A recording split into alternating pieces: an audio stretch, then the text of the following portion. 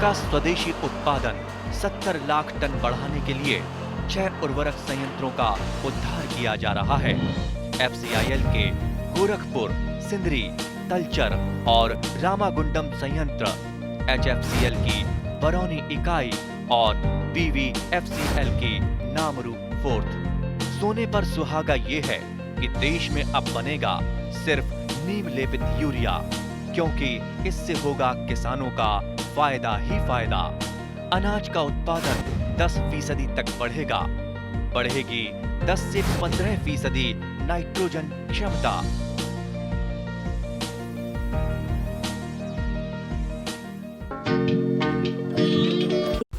বাৰিষা কালৰ অন্তত শৰৎকালৰ আগমন হোৱাৰ লগে লগে কৃষকসকলে ৰবি বতৰৰ খেতিৰ বাবে সাজু হয়।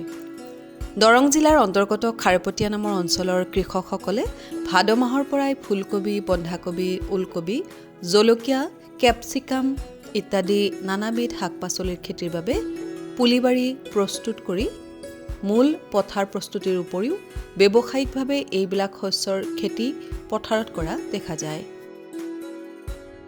যিকোনো শস্যৰ খেতি কৰিবৰ বাবে মাটি হ'ল এবিধ প্ৰধান উৎপাদনী আহিলা।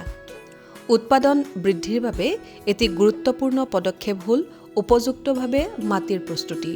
পৰম্পৰাগত পদ্ধতিৰেই হওক বা উন্নত যান্ত্ৰিকীকৰণ পদ্ধতিৰেই হওক, খেতি মাটিডৰা ভালকৈ চহ কৰি উপযুক্ত পৰিমাণৰ জৈৱিক সাৰ বা গোবৰ সাৰ প্ৰয়োগ কৰিলেহে কৃষকসকলে আশাপ্ৰদ উৎপাদন লাভ কৰিবলৈ সক্ষম হ'ব। খাৰুপেটীয়াৰ নিকটৱৰ্তী 1 নং আৰু 2 নং ঠেকেৰাবাৰী গাঁৱৰ কৃষকসকলে ৰবি বতৰৰ শাক-পাচলিৰ খেতি কৰিবৰ বাবে মাটি প্ৰস্তুতিৰ কামত মনোনিৱেশ কৰিবলৈ আৰম্ভ কৰা দেখা গ'ল।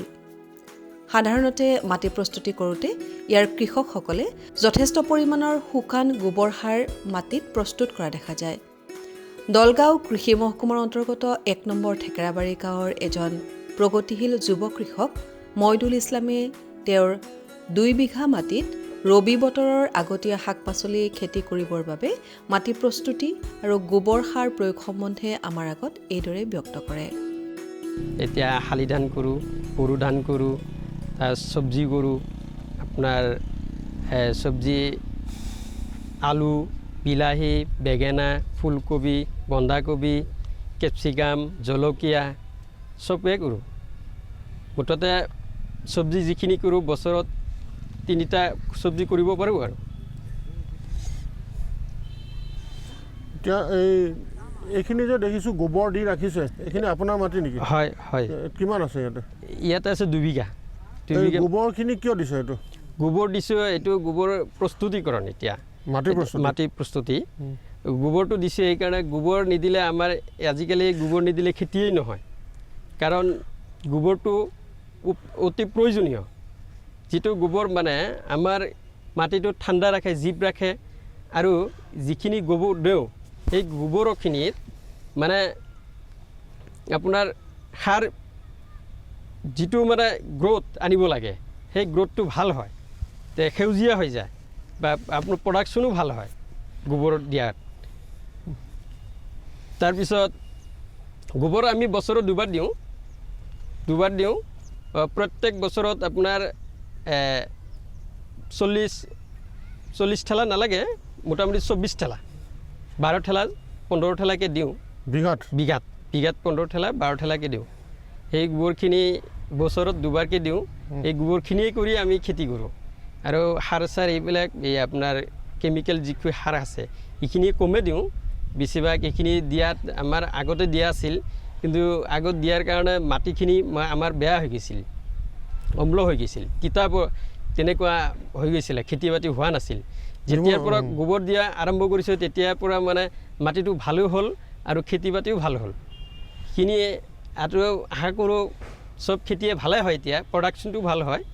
আপোনাৰ গোবৰ দিলে আপোনাৰ যিটো আলু আছে, আলু এনেই বিঘাত যদি 10 কুইণ্টেল হয়, গোবৰ চোবৰ দিলে 20 কুইণ্টেল 25 কুইণ্টেল এনেকৈ হয়। আৰু এইখিনি মাটিতে আলু কৰিব নেকি? এইখিনি মাটিতে আলু কৰিম। গোবৰটো ক'ৰ পৰা সংগ্ৰহ কৰে? গোবৰটো মানে আপোনাৰ যিবিলাক আপোনাৰ দেশী গৰু আছে সেই যিবিলাক গৰু পুখী থাকে ইহঁতৰ পৰা আনো, বেলেগৰ পৰা কিনি আনো। আপোনাৰ নিজৰো আছে, এনেই কম পৰিলে কিনি আনো, ট্ৰাকতো আনো আৰু ওচৰে পাজৰে ঠেলাটো কিনি আনো। যিকোনো শস্যৰ খেতি কৰাৰ আগতে উপযুক্তভাৱে মাটি প্ৰস্তুতি আৰু গোবৰ সাৰ প্ৰয়োগ কৰাটো বৰ প্ৰয়োজন। কাৰণ গোবৰ সাৰ প্ৰয়োগ কৰিলে মাটিৰ গঠন আৰু পানী ধাৰণ ক্ষমতা বৃদ্ধি পায়। বিঘাই প্ৰতি প্ৰায় ৬,০০০ টকাৰ মূল্যৰ গোবৰ পথাৰত প্ৰয়োগ কৰি মাটি প্ৰস্তুতি কৰা সম্বন্ধে প্ৰগতিশীল যুৱ কৃষক আতাউৰ ৰহমানে আমাক এইদৰে জনায়। মোক দেখা পাইছে, মোৰ পিছফালে গোবৰ দেখা পাইছে। মই এইখন গোবৰৰ প্ৰথম খেতিৰ কাৰণে প্ৰচেছিং কৰি আছোঁ। আলু খেতি কৰিম বুলি ভাবিছোঁ। প্ৰথমতে 1 বিঘা মাটিত কমচে কম 10 কুইণ্টেলমান গোবৰ দিব লাগিব। গোবৰ প্ৰথম অৱস্থাত গোবৰ 10 কুইণ্টেল দিয়াৰ পিছত ভালকৈ হাল মাৰি চহাব লাগিব। তাৰপিছত মৈ দি তাৰপিছত এইখিনি গোবৰ ছটিয়াব লাগিব। ছটিয়াৰ পিছত আকৌ মৈ মাৰি গোবৰখিনি মিক্স কৰিব লাগিব, গুড়ি কৰি, যাতে গোবৰৰ এটা দানা নাথাকে, মাটিৰ লগত মিহলি হৈ থাকে। গোবৰৰ ফলত আমাৰ কি হয় জানেনে? এই গছবিলাক যে আছে, গছবিলাক খাদ্য হিচাপে গ্ৰহণ কৰে আৰু মাটিৰ উৰ্বৰতা শক্তি বৃদ্ধি কৰে, জীৱ থাকে। তাৰপিছত আৰু আপোনাৰ এই উৰ্বৰতা শক্তি বৃদ্ধি কৰাৰ লগতে আমাৰ ঘাঁহ যে হয়, ঘাঁহৰ অলপ কম হয়, খুব কমে হয় এই গোবৰ দিয়াৰ ফলত। আৰু মেক্সিমাম গোবৰ দিয়াৰ ফলত আমাৰ প্ৰডাকশ্যনটো যথেষ্ট পৰিমাণে বাঢ়ি যায়। গোবৰৰ উপকাৰিতা এইটো আছিলে। আৰু গোবৰে আৰু কি ধৰণে সহায় কৰে মাটি প্ৰস্তুতিৰ সময়ত? নাইট্ৰজেন বঢ়ায়, লগতে যিটো আমাৰ গোবৰ দিয়াৰ লগে লগে কেঁচু যিমান আছে, কেঁচুখিনি এক ঠাইত জমা হয়, নাইট্ৰজেনৰ বেছিকৈ লাগতিয়াল হয়। মানে কেঁচুৰ সংখ্যাটো বেছি হয়, বেছি হয়। আৰু মাটিৰ গঠন আকৃতি বেছি ভাল হয়, কোমল হয়, তাৰ বায়ুটো অহা যোৱা কৰিব পাৰে। এৰিয়েশ্যনটো ভাল হয়। এৰিয়েশ্যনটো ভাল হয়। পথাৰত সকলো ধৰণৰ কৃষি কাৰ্য সদায় সম্পূৰ্ণ সাৱধানতাৰে কৰা উচিত, যাতে ভৱিষ্যত প্ৰজন্মৰ বাবে আমি এটুকুৰা জীৱন্ত মাটি এৰি থৈ যাব পাৰোঁ। যি মাটিত অণুজীৱৰ পৰা আৰম্ভ কৰি জীৱৰ কাৰ্যকলাপসমূহ বা বায়'লজিকেল এক্টিভিটিজসমূহ সুচাৰুৰূপে চলি থাকি পৃথিৱীখনক শস্য শ্যামলা কৰি ৰাখে। আগতীয়াকৈ কৰা ৰবি বতৰৰ শাক পাচলিৰ খেতিৰ বাবে মাটি প্ৰস্তুতি কৰা আৰু গোবৰ সাৰ প্ৰয়োগৰ কৃষি নিৰ্দেশনা সম্বন্ধে কৃষি বিশেষজ্ঞ ইফতিখাৰ আহমেদ নুৰীয়ে আমাক এইদৰে জানিবলৈ দিয়ে। ইয়াৰে কৃষকসকলে ইয়াৰ মাটিৰ প্ৰস্তুতিৰ ওপৰত যথেষ্ট গুৰুত্ব দিয়া দেখা যায়। কাৰণ তেওঁলোকে বছৰত প্ৰায় কমেও 3টা খেতি, 2টা খেতিটো কৰে, কমেও 3টা খেতি বা কিছুমানে মিলাই পেলাই 4টা খেতিও কৰা দেখা যায়। তাৰ ফলত হৈছে কি, তেওঁলোকে যিখিনি সাৰ ব্যৱহাৰ কৰে মাটিৰ ওপৰত যথেষ্টখিনি মানে ইয়াৰ অম্লতাটো বঢ়াই দিয়ে। আৰু এইবিলাক কৰাৰ কাৰণে তেওঁলোকে চূণ প্ৰয়োগৰ লগতে এতিয়া আজি কেইবছৰমানৰ পৰা মানে গোবৰটো দিয়া দেখা যায়। তো গোবৰটো প্ৰয়োগ কৰিলে মাটিৰ গঠন প্ৰক্ৰিয়াটো উন্নত কৰে আৰু মাটিৰ যিটো ভিতৰত বায়ু চলাচল কৰা যিটো সুবিধা বা বায়ু চলাচল কৰাত এৰিয়েশ্যনটো মানে বহুতখিনি উন্নত কৰে। আৰু মাটিৰ তলত যিখিনি মাইক্ৰ' অৰ্গানিজম থাকে সেইখিনিক মাল্টিপ্লিকেশ্যন বা বাঢ়ি যোৱাত সহায় কৰে। বিশেষকৈ কেঁচু, আমি জানো যে কেঁচু কৃষকৰ পৰম বন্ধু। তো কেঁচুৰ সংখ্যাটো মানে বঢ়াত এই গোবৰ দিলে তাৰমানে যথেষ্টখিনি সুবিধা হয়। আৰু তাৰ ফলত মাটিৰ উৰ্বৰতাটো বৃদ্ধি পায় আৰু তাত যিবিলাক শস্য কৃষকে কৰে এই শস্যৰ গুণাগুণো ভাল হয়। ইয়াৰ সোৱাদটো খুব ভাল হয় বুলি উপভোক্তাসকলে কয় যে অৰ্গেনিক বা জৈৱিকভাৱে কৰা শাক পাচলি বা যিকোনো শস্য তাৰ কোৱালিটি, তাৰ মানদণ্ডটো উন্নত হয় আৰু ইয়াৰ সোৱাদো বাঢ়ে। গতিকে ইয়াৰ যিসকল প্ৰগতিশীল কৃষক, যুৱকেই হওক বা আন অভিজ্ঞ কৃষকেই হওক, গোবৰটো তেওঁলোকে ব্যৱহাৰ কৰে। আৰু প্ৰতি বিঘাত তেওঁলোকে 3 কুইণ্টল মিনিমাম, মানে অতি কমেও 3 কুইণ্টলকৈ গোবৰ দিয়া বুলি তেওঁলোকে কয়, প্ৰয়োজন সাপেক্ষে বেছিও দিয়ে। এতিয়া এবিঘা মাটিত কৃষকে কয় যে অতি কমেও ৬,০০০ টকাৰ তেওঁলোকে গোবৰ ব্যৱহাৰ কৰে। গোবৰটো তেওঁলোকে আনি গোটেই পথাৰখনত জমা কৰি থয়, এটা নিৰ্দিষ্ট দূৰত্বত তেওঁলোকে ধুনীয়াকৈ জমা কৰে আৰু এইখিনি শুকাব দিয়ে। শুকোৱাৰ পাছত তেওঁলোকে আকৌ এইটো হাল মাৰি দিয়ে, হাল মাৰি মাটিত মিলাই দিয়ে মৈ দি পেলাই। আৰু তেতিয়াহ'লে মাটিৰ তাৰমানে যিটো মাটিৰ লগত ভালকৈ মিলি যায় আৰু মাটিৰ উৰ্বৰতাটো যথেষ্ট বঢ়াই দিয়ে। আৰু এই গোবৰ দিলে হয় কি বনবাতটো বাঢ়নটো কমি যায়, অলপ চেক কৰে, মানে এইটো অকণমান কমাই দিয়ে। ২ নম্বৰ কথা হ'ল যে মাটিৰ যিটো জীপ মানে ৱাটাৰ হোল্ডিং কেপাচিটি বা মাটিৰ জীপটো ধৰি ৰখাত যথেষ্ট সহায় কৰে। আৰু উৎপাদনটো তেওঁলোকে কয় যে অতি কমেও মানে ৩০% তেওঁলোকৰ উৎপাদনটো বৃদ্ধি পায়। আৰু মই কৈছোঁৱে যে শাক পাচলিৰ বা আন কৃষি মানে আন সামগ্ৰী কৃষি সামগ্ৰীৰ তাৰ মানদণ্ডটো উন্নত হয়।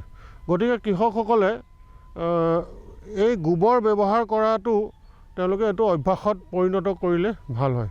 উপযুক্তভাৱে মাটি প্ৰস্তুতি আৰু লগতে অনুমোদিত পৰিমাণৰ গোবৰ সাৰ প্ৰয়োগ হ'ল উন্নত কৃষি পদ্ধতিৰ এটি প্ৰধান অংগ।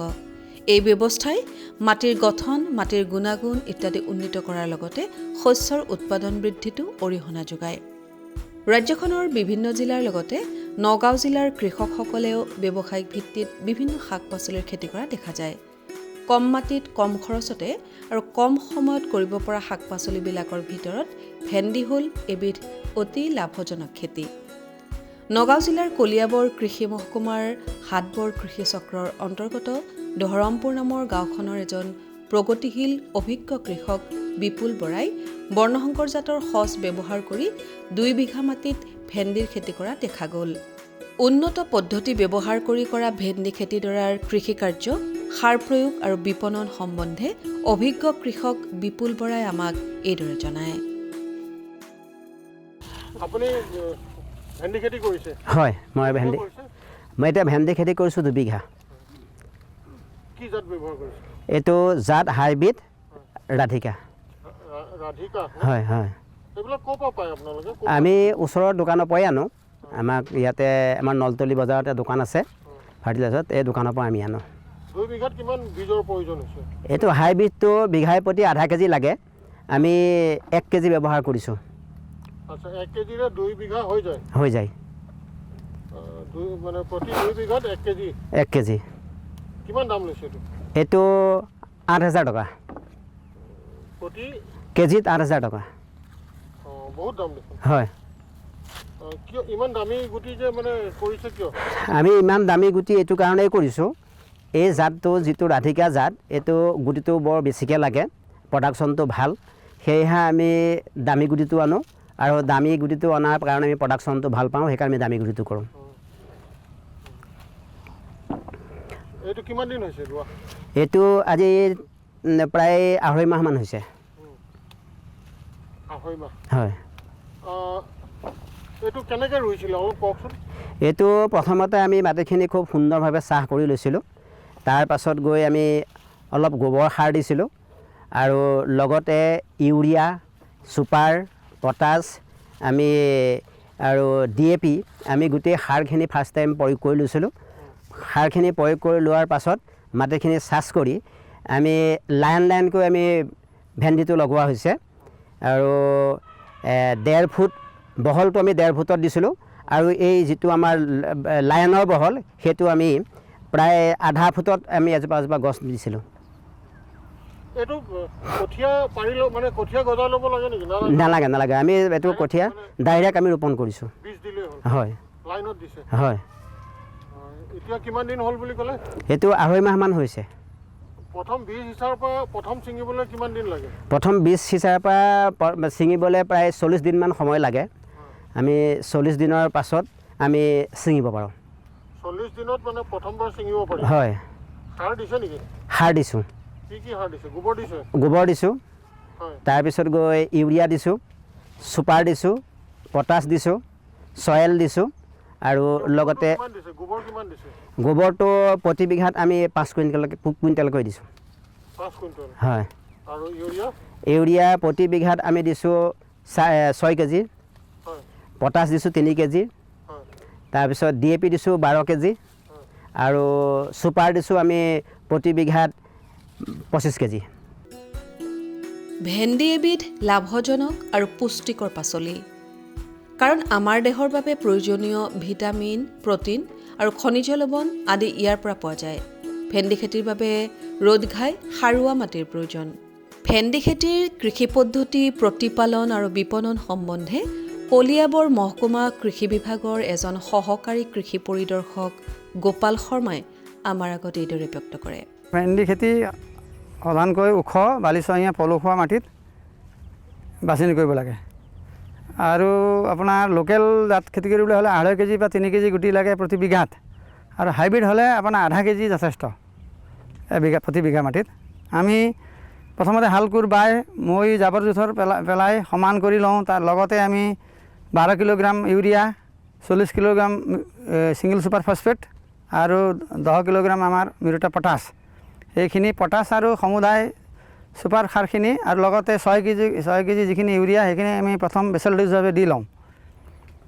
সেইখিনি দি লৈ সমান কৰি আমি লাইন পাতি আপোনাৰ এফুট অন্তৰত গুটি এটা এটাকৈ দি যাওঁ। লুৰ টানো, নাঙলেৰে লুৰ টানি এফুট অন্তৰত গুটিখিনি দি যাওঁ। তাৰপিছত মাজতে 1.5 ফুট আমি আকৌ প্লেন টু প্লেন আপোনাৰ ৰ' টু ৰ' আপোনাৰ মাজত আকৌ ছিঙিবৰ কাৰণে বা বনবাদ নিৰাবৰ কাৰণে 1.5 ফুট আমি অন্তৰে আকৌ আৰু এটা লাইন দিওঁ। তেনেকৈ গুটিখিনি দি যাওঁতে আমি আকৌ পাতল মাটিৰে ঢাকি যাওঁ। ঢাকি গৈ আমি যেতিয়া আমি পৰ্যবেক্ষণ কৰি থাকিম, সাৰ চাৰ দিয়া হ'ল, এতিয়া আমাৰ 1.5 মাহৰ পৰা 40 দিন বা 45 দিনৰ ভিতৰত ফুল আহিব।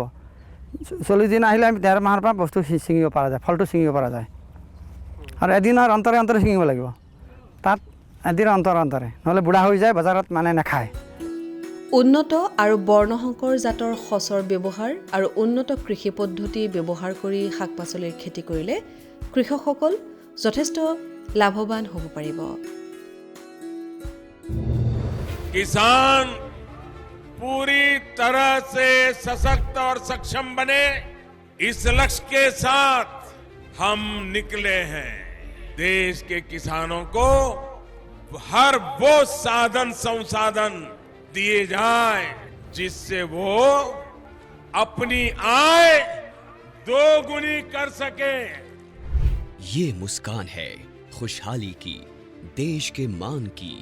ये मुस्कान है किसानों की, और इस मुस्कान की वजह है प्रधानमंत्री किसान सम्मान निधि योजना, जो अन्नदाताओं की आशाओं की जमीन को पिछले 5 वर्षों से इस तरह सींच रही है कि उनके जीवन में खुशी और आत्मविश्वास की फसल लहलहा रही है।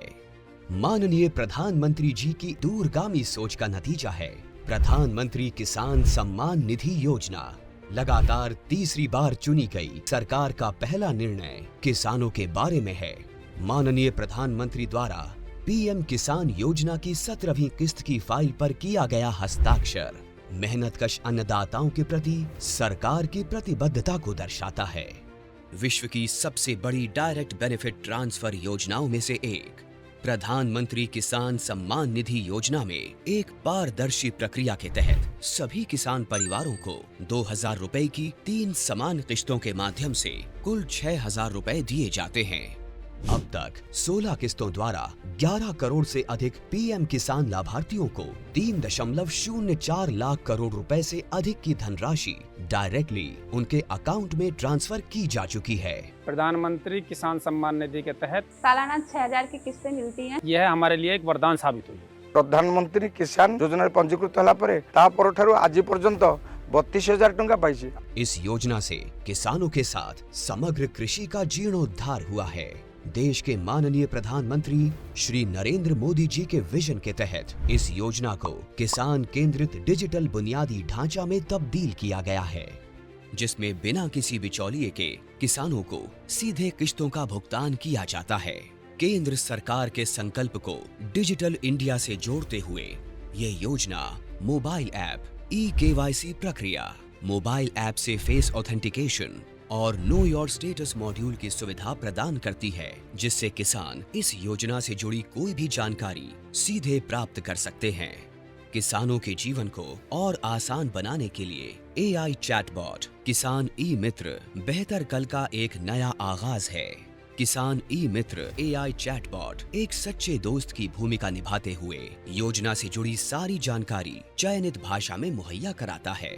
PM किसान की 17वीं किस्त के रूप में आज माननीय प्रधानमंत्री द्वारा 9.26 करोड़ से अधिक पात्र किसानों को 20,000 करोड़ रुपए की धनराशि सीधे उनके बैंक खातों में ट्रांसफर की जा चुकी है। केंद्र सरकार की एक और अहम पहल है कृषि सखी, जो ज्ञान और महिला सशक्तिकरण का अद्भुत संगम है। कृषि सखी अभियान द्वारा गांव की महिलाओं को पारंपरिक कृषि प्रथाओं से लेकर नवीन तकनीकों के बारे में प्रशिक्षण दिया जाता है, जो महिला किसानों को आर्थिक व सामाजिक रूप से मजबूत बनाता है। गांव की हर महिला को इस मुहिम से जोड़ने के लिए माननीय प्रधानमंत्री श्री नरेंद्र मोदी जी द्वारा 30,000 से अधिक स्वयं सहायता समूहों का कृषि सखियों के रूप में प्रमाणीकरण किया गया है। कृषि सखी हमारी सहेली जैसी हैं और गांव-गांव में आती हैं, हमको खेतीबाड़ी के बारे में बहुत कुछ सिखाती हैं। ऐसे अनूठे प्रयासों से देश का किसान स्वाभिमानी, स्वावलंबी, सशक्त और आत्मविश्वासी बन रहा है। किसान भाइयों गांठ बांध लो, गांठ बांध लो, बहुत बहुत है काम की समृद्धि के पैगाम की। मिट्टी के मिजाज को समझो, मिट्टी के हर राज को समझो, मिट्टी की तुम जांच कराओ, मुफ्त सॉइल हेल्थ कार्ड ले जाओ। कभी मुनासिब बीज लगाओ, सही किस्म की खाद ले आओ, जितनी जरूरी उतनी डालो, सही मात्रा खुद पहचानो, इसको अपना मंत्र बना लो, मिट्टी की सेहत तो जानो। बात बहुत है काम की, कम लागत अधिक वरदान की। किसान भाइयों गांठ बांध लो, आज ही मिट्टी की जांच कराएं। राज्य सरकार के कृषि अधिकारी से संपर्क करें और मुफ्त में सॉइल हेल्थ कार्ड पाएं। कृषि और किसान कल्याण मंत्रालय द्वारा किसान हित में जारी।